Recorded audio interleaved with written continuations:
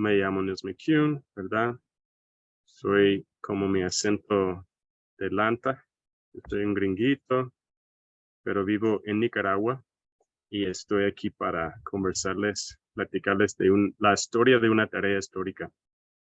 O sea, cómo es que entendemos esa tarea histórica de los pueblos de llevar la agroecología por encima del régimen agroalimentario corporativo, del despojo, el monocultivo y la destrucción y violación de la madre tierra.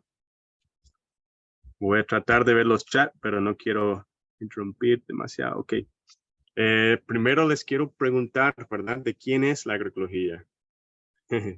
y qué es lo que se quiere hacer con ella.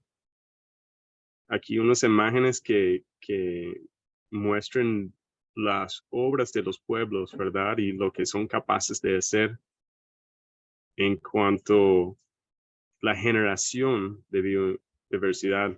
Siempre nos positan al ser humano como un destructor de la biodiversidad, pero en realidad somos creadores de nichos ecológicos en los cuales se han desarrollado una gran cantidad de especies y variedades, razas animales que forman un sistema agroalimentario y una diversidad igual de manejos, de formas, de culturas, de cómo tocar nuestro suelo, de cómo tocar a nuestra madre tierra. Y eso pues es un patrimonio, ¿verdad? De los pueblos, un regalo de los pueblos campesinos e indígenas hacia la humanidad. Entonces, ¿qué es entonces el rol del científico, de la científica de la investigación frente a eso? ¿Y qué es lo que se plantea hacer en nuestra realidad de 2023, donde podríamos comenzar a hablar del carácter de la crisis multifacética que estamos enfrentando? Vamos a ver. Para contarles un poco de cómo le entré esto, pueden ver en la imagen bien diferente, ¿verdad? De la imagen anterior, de cómo se maneja la erosión. Estudiando la erosión en la frailesca región de Chiapas, ¿verdad? Y tratando de aplicar algunas ideas de las ciencias occidentales a una realidad campesina, estaba estudiando la relación entre el monocultivo y el policultivo con productores campesinos de maíz y mirando que se llega a una línea de erosión crítica. Y como pueden imaginar, esto es la naturaleza de mucha investigación agroecológica. Tiene su pro y su contra, pero ¿qué pasa cuando tomamos un paso atrás y nos preguntamos por qué es que las familias campesinas están viviendo en precariedad? ¿Cuál es la historia que nos produce esa realidad? Y como sabemos, es una historia que ha sido reprimida, una historia que ha sido manipulada. Es una historia que todos sabemos, ¿verdad? Que quien descubrió las Américas era Colón. Nada que ver con una realidad donde había culturas en pleno desarrollo y donde había unos cuantos siglos de intercambio asiático y africano con el continente americano antes de que llegara Colón. Y me pongo una pausa para ver los comentarios porque a veces es importante que no me puedan escuchar o algo así. Ya. Entonces, ese despojo a través de niveles de violencia difíciles de imaginar se ha repetido a lo largo de la historia. Así que se puede señalar el genocidio en Guatemala, el despojo masivo y todo hasta la fecha, ¿verdad? Con las caravanas de migrantes. O sea, ¿por qué es que las tierras fértiles no están en manos de familias campesinas, están en manos del agronegocio? Y ahí entonces tenemos que comenzar a tratar de entender estos sistemas agroalimentarios como construcciones, no necesidades históricas, no algo predeterminado, sino el resultado de unas relaciones de poder y unos proyectos que podríamos llamar proyectos de clase. Aquí el régimen esclavista, ¿verdad? Que produjo la colonización de nuestro continente, la invasión colonial a las Américas por parte de los países europeos que estaban enfrentando hambre, ¿verdad? Cuyas ciudades estaban en una crisis total. Y entonces, ¿cómo relacionamos la crisis adentro de las sociedades imperialistas con la externalización de sus problemas, ¿verdad? Con el robo de los recursos minerales de otros países y la creación, ¿no? De un centro y una periferia.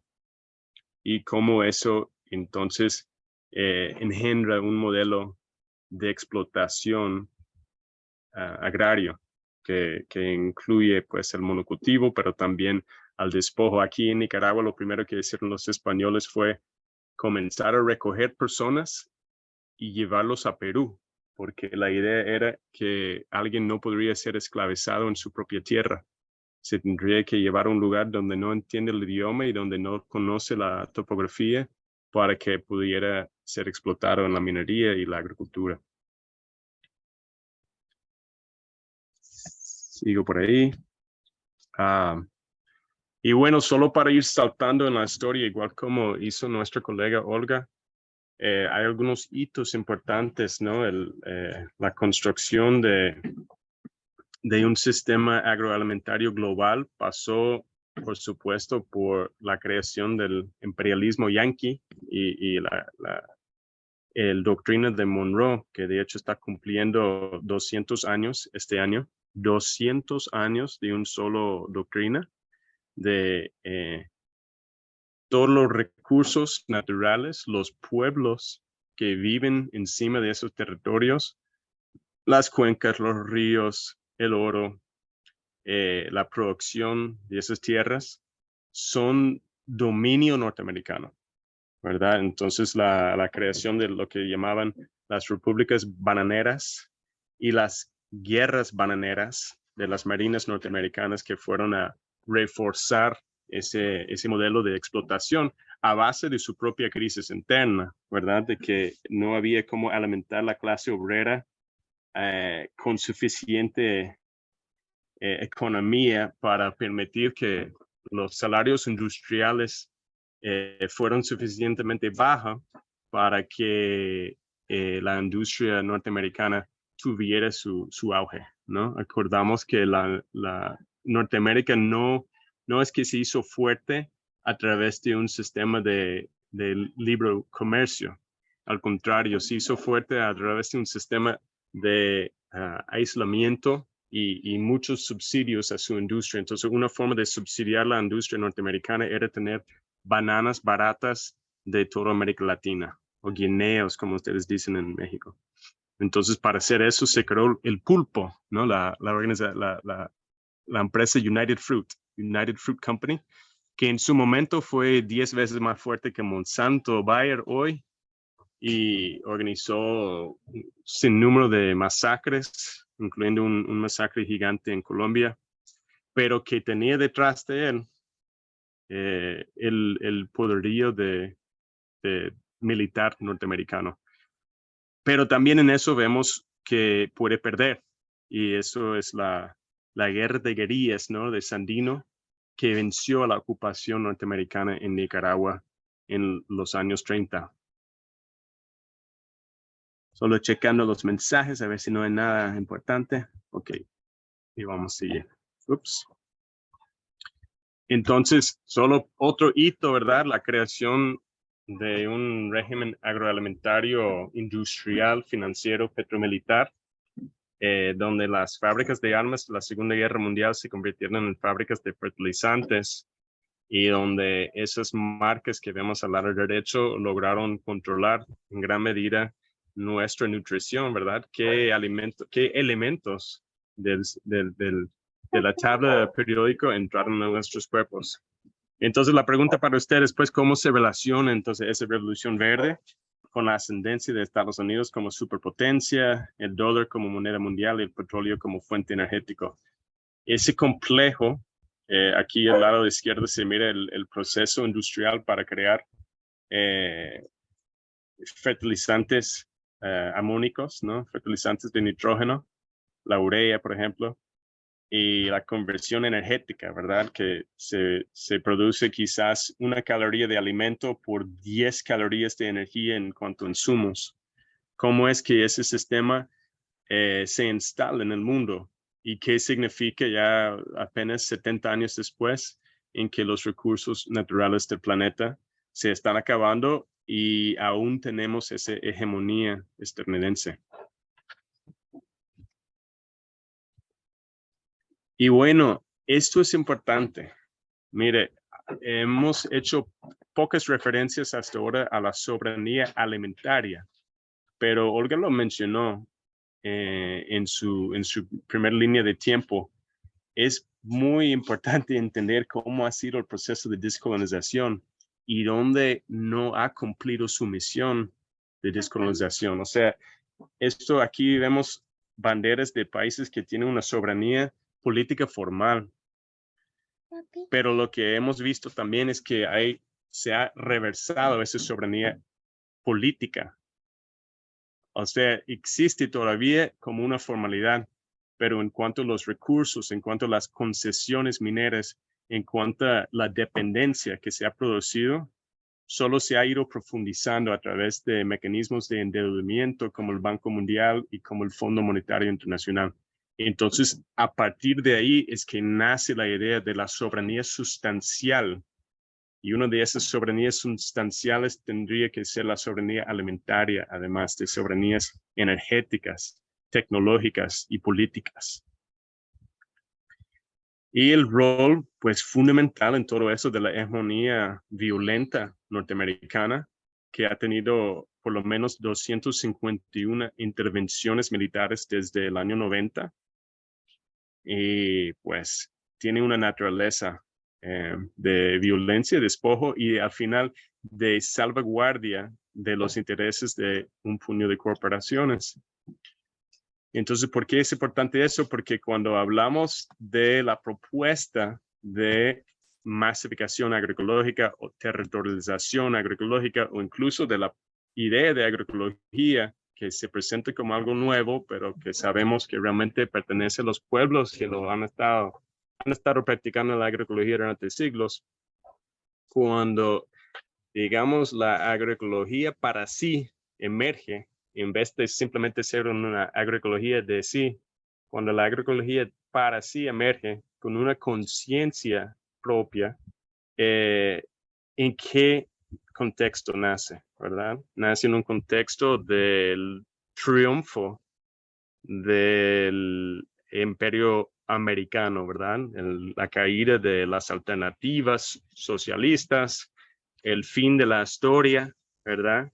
Y entonces, y disculpen pues por esa imagen tan ofensiva, pero podemos ver, es una imagen real pues, y había muchas imágenes similares en revistas norteamericanas al cambio del siglo, ¿no? Para el siglo XX, donde muestra pues al tío Sam tratando de poner orden a unos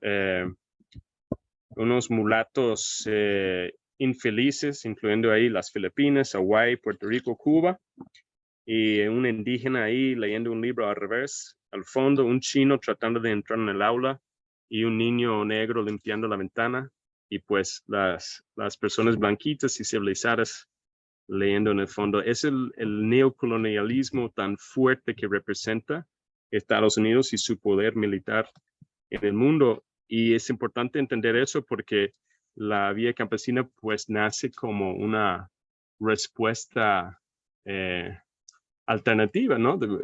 Se acabó la lucha obrera, se está anunciando el fin del mundo y el fin de sujetos históricos revolucionarios. Entonces dicen, no, nosotros seguimos aquí y la vía que proponemos es una vía campesina, totalmente ajena a las teorías de desarrollo.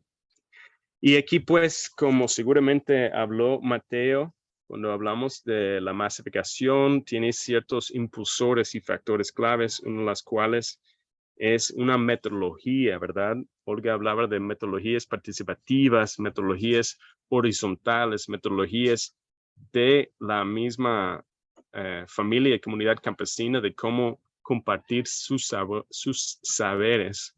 Y ahí, pues, el método de campesino a campesino, de campesina a campesina, surge, pero surge como resultado de trabajo financiado por la ONG, primero en Guatemala, después con la represión en Guatemala.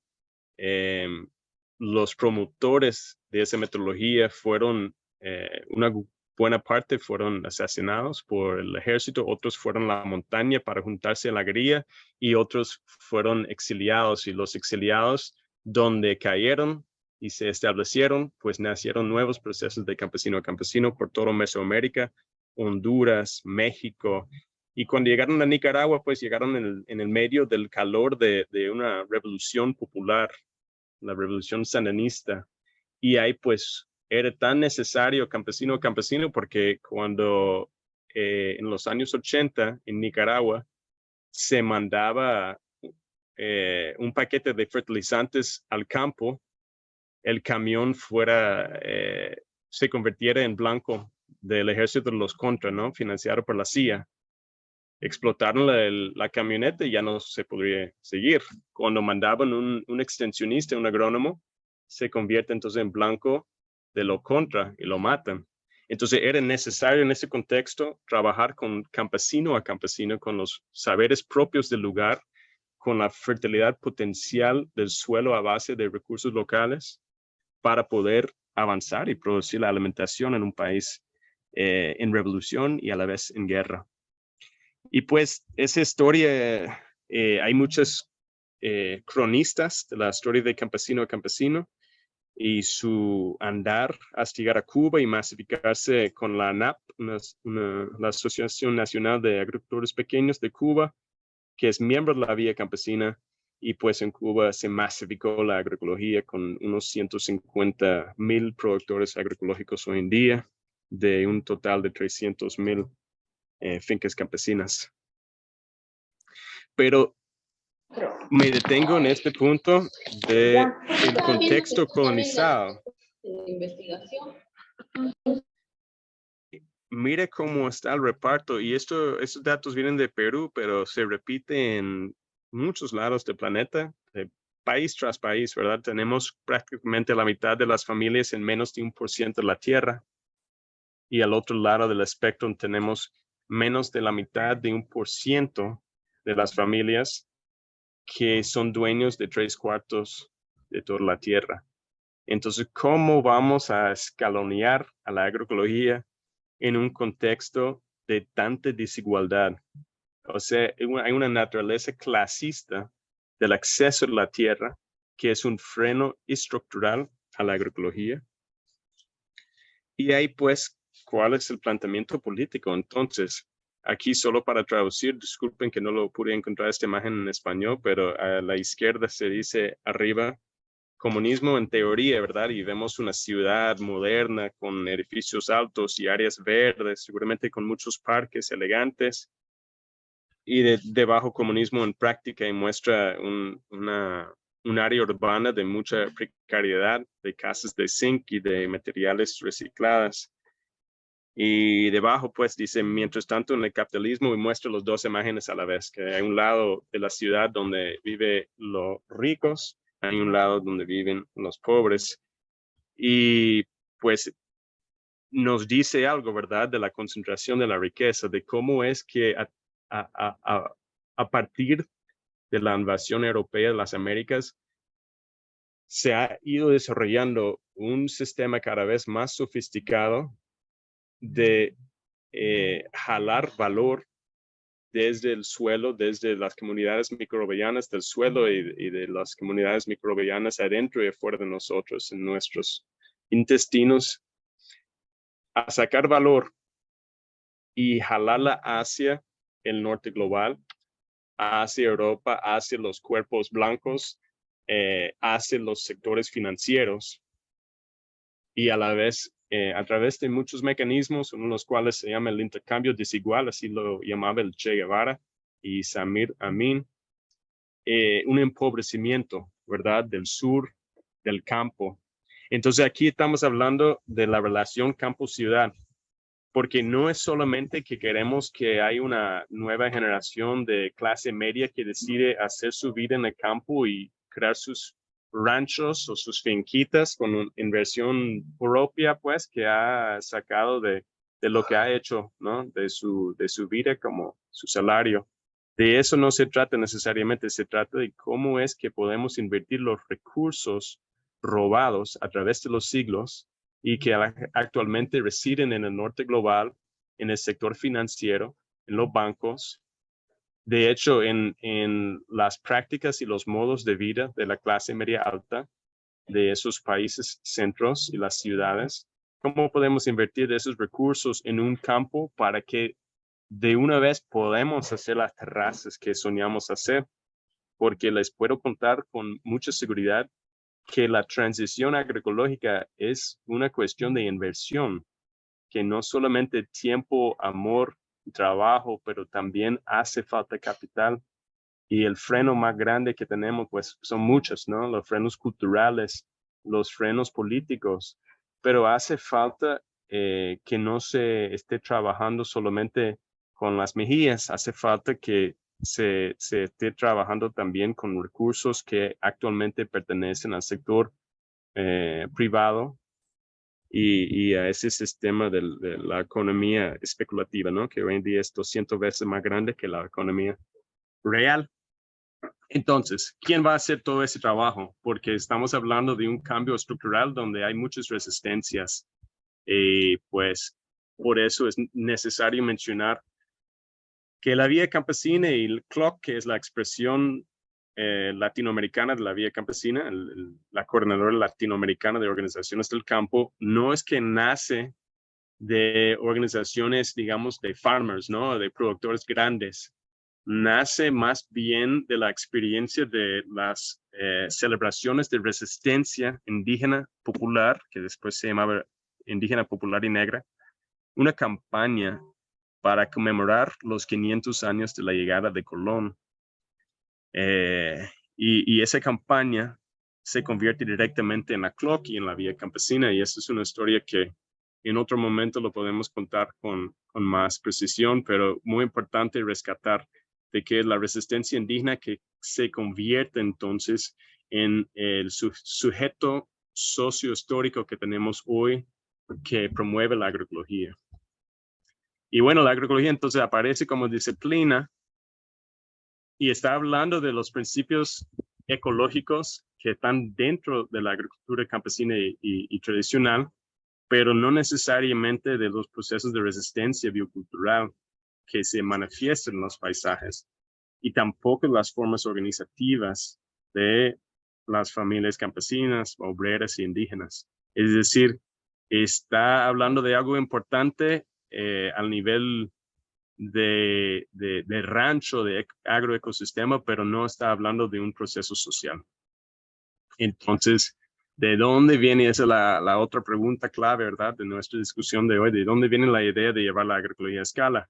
¿Vienen los escritos académicos, acaso? Donde Olga ha hecho un excelente trabajo de ubicar donde se apareció primero. Vienen las acciones de movimientos sociales, particularmente desde los años 90.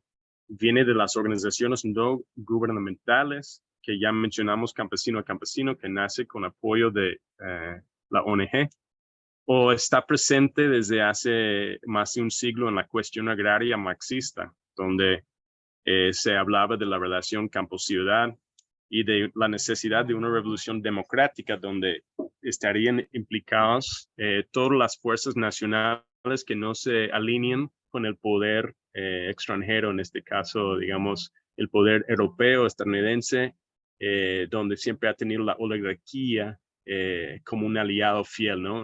Una clase rentista que siempre como no sabe gestionar su propio capital, siempre depende de los movimientos de las empresas extranjeras para poder cobrar su poquito.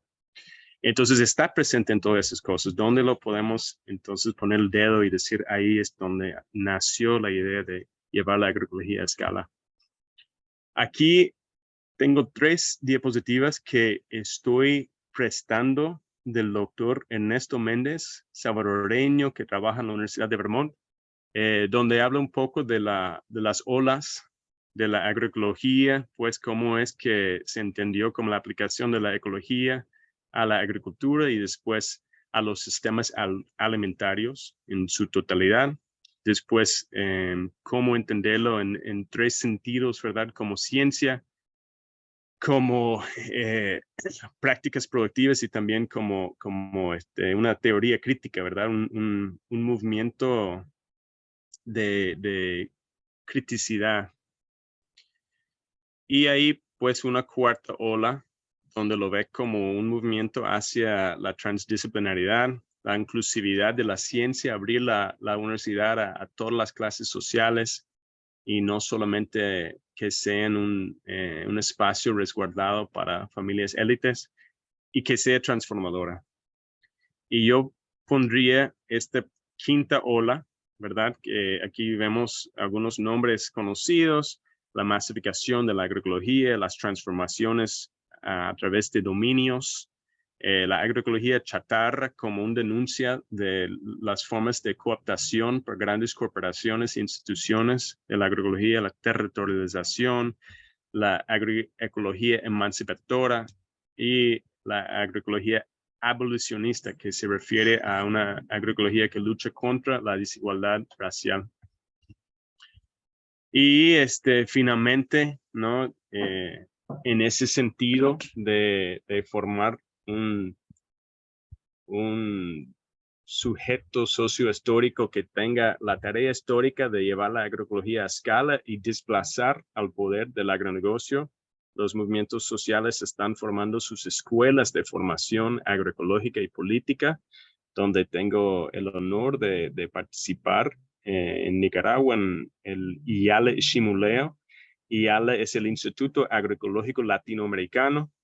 Ustedes quizás han escuchado de ELAM, que es la Escuela Latinoamericana de Medicina, que fue creado en La Habana en 2005 y pues a los 2 años se creó también a la iniciativa del presidente Chávez en Venezuela con el MST de Brasil y los actores de la Vía Campesina, un instituto agroecológico latinoamericano nombrado por Paulo Freire en Barinas, Venezuela, y desde entonces hay una proliferación de escuelas agroecológicas latinoamericanas de la Vía Campesina. Y pues, ¿qué pasa? El saber científico tiende a trabajar con las imágenes subordinadas a los conceptos. Y el saber campesino tiende a sumergir los conceptos dentro de sus imágenes. Entonces, aquí hay una compañera visionaria, muy joven, de Honduras, que estudió en Nicaragua y ahora está enfrentando su realidad. Y todos ustedes en sus territorios, con su gran acúmulo de saberes, están luchando por transformar sus territorios, usando la agroecología como referencia. Y les quiero mandar saludos y espero que el debate de hoy sea muy productivo. Muchas gracias por su tiempo y aquí estamos.